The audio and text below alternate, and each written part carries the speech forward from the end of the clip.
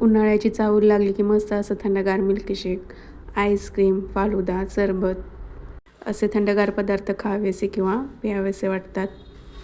आज आपण उन्हाळ्या स्पेशल शरीराला थंडावा देणारं असं मिल्कशेक बनवणार आहोत. बनवणं अगदी सोपं आहे कारण दूध आटवण्याची अजिबात गरज नाही. अवघ्या 4 ते 5 साहित्यामध्ये हे बनवून तयार होतं आणि पाहताच क्षणी प्यावंसं वाटतं असं थंडगार मिल्कशेक.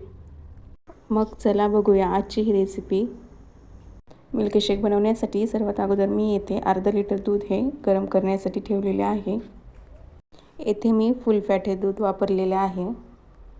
या दुधामधलं 1 कप दूध हे साईडला काढून ठेवायचे आणि राहिलेले दूध हे गरम करून घ्यायचे.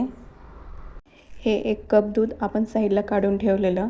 या गरम दुधामध्येच आपल्याला कस्टर्ड पावडर हे टाकायचं आहे. तर येथे मी व्हॅनिला फ्लेवरचं कस्टर्ड पावडर हे टाकत आहे.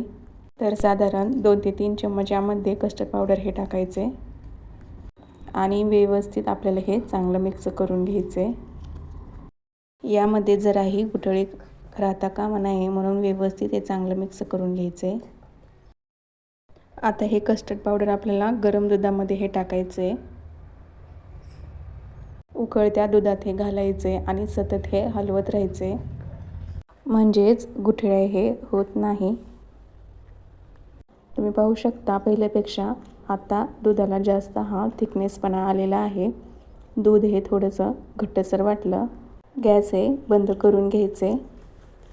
हे पटकन थंड होण्यासाठी हे मी एका मोठ्या बाउलमध्ये ट्रान्सफर करते. पूर्णपणे आपल्याला हे थंड नाही करायचं. रूम टेम्परेचरवर थोडंसं कोमट करून घ्यायचे. हे दूध थोडंसं कोमट झालं तर यामध्ये अंदाजे म्हणजे तुमच्या आवडीनुसार कमी जास्त प्रमाणात हे साखर टाकायचं. तर येथे मी अर्धी वाटी साखर यामध्ये टाकले आणि तुमच्या आवडीनुसार तुम्ही यामध्ये ड्रायफ्रूटसुद्धा टाकू शकता. तर येथे मी बदामाचे काप टाकलेले आहेत आणि सर्वात लास्टला यामध्ये आपल्याला आहे ना सब्जाच्या बिया हे टाकायचं आहे. तर हे मार्केटमध्ये इझिली मिळतं. भिजत ठेवलेलं 2 ते 3 चम्मच सब्जाच्या बिया यामध्ये टाकत आहे. आता हे चांगलं व्यवस्थित आपल्याला मिक्स करून घ्यायचे. तर येथे आपला तयार आहे मिल्कशेक. पण हे आपल्याला 2 ते 3 तास फ्रीजरमध्ये ठेवायचं आहे. 2 ते 3 तासानंतर ते मी ग्लासमध्ये सर्व केलेले आहे. बघा तर अगदी गाड्यावर मिळतं ना तसंच मिल्कशेक हे बनवून तयार झाले आहे. रेसिपी आवडली असेल तर रेसिपीला लाईक, शेअर, सबस्क्राईब नक्की करा. धन्यवाद.